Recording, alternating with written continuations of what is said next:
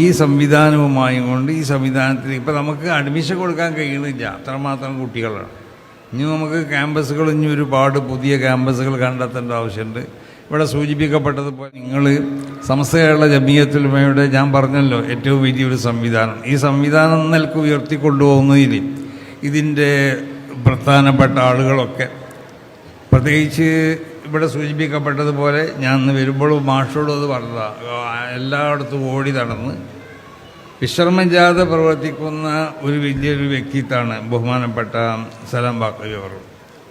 അപ്പോൾ അവരുടെയൊക്കെ ഒരു പരിശ്രമം എന്ന് നമ്മൾ പറയുമല്ലോ, അങ്ങനെ ഏത് സമയത്തും ഈ സംവിധാനം മാത്രം മനസ്സിൽ വെച്ചുകൊണ്ട് കേരളത്തിൻ്റെ ഒരു അറ്റം മുതൽ മറ്റൊരു അറ്റം വരെ രാത്രിയിൽ പല ഉറക്കമൊഴിച്ച് യാത്ര ചെയ്ത് പല ക്യാമ്പസിൽ പോയി ആ നിലക്ക് ഈ സംവിധാനത്തിനെ വളർത്തിയെടുക്കാൻ ഒരുപാട് ശ്രമിച്ചു പോകാനപ്പെട്ടവർ.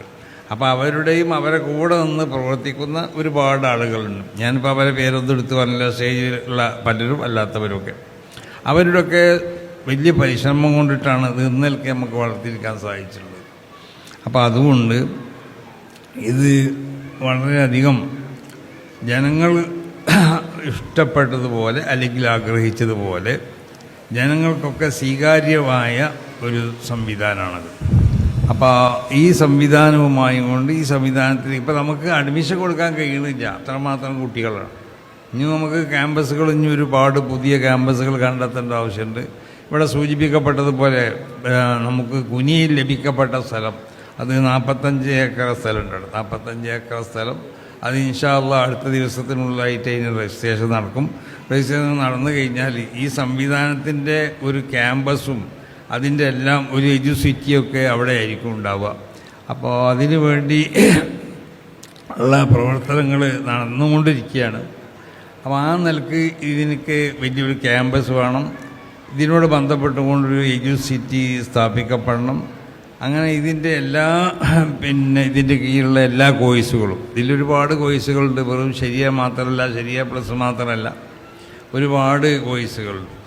അപ്പോൾ ഈ കോഴ്സുകളൊക്കെ പഠിപ്പിക്കപ്പെടണം. സ്ത്രീകൾക്കും പുരുഷന്മാർക്കൊക്കെ ഡിവൈഡ് ചെയ്തുകൊണ്ട് സ്ത്രീകൾക്കുള്ളൊരു ക്യാമ്പസ് വേറെ, പുരുഷന്മാർക്കുള്ള ക്യാമ്പസ് വേറെ, അവർക്കുള്ള അതിനോട് ബന്ധപ്പെട്ട ഓഫീസുകൾ രണ്ടും, അങ്ങനെ ആ നിലയ്ക്ക് വലിയൊരു സംവിധാനമാണ്. അതിൻ്റെ എന്താ പറയുക, അതിൻ്റെ പ്ലാനൊക്കെ തയ്യാറായിക്കൊണ്ടിട്ടുണ്ട്. അതിൽ മസ്ജിദുകളുണ്ടാവും, ബന്ധപ്പെട്ട പല കാര്യങ്ങളുണ്ടാവും. അപ്പം അതുകൊണ്ട് കുട്ടികളാവുന്ന നിങ്ങളോട് പറയാനുള്ളത്, ഈ ഇൽമിനെ സംബന്ധിച്ച് മഹാന്മാർ വിശേഷിപ്പിക്കപ്പെട്ടുള്ളത് അത് ബഹുമാനപ്പെട്ട നമ്മളെ ഉൾക്കൊള്ളി മൊയ്തീൻ സാഹിബ് MLA ഇവിടെ എത്തിയിട്ടുണ്ട്. അപ്പോൾ വിശേഷിപ്പിക്കപ്പെട്ടത് അത് യഥാർത്ഥത്തിൽ ഇൽമ് അത് ഇന്നമാഹുവ ദീനുക്ക്, അതിന് എൻ്റെ ദീനാണ് ഇൽമ് എന്നുള്ളത്.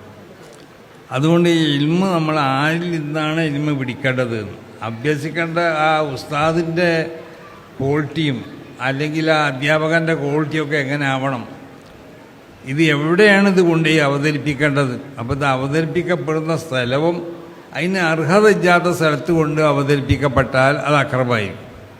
അതുകൊണ്ടാണ് മഹാന്മാരാവുന്ന അമ്പിയാക്കന്മാരെ അല്ലാഹു സുബ്ഹാനഹു വ തആല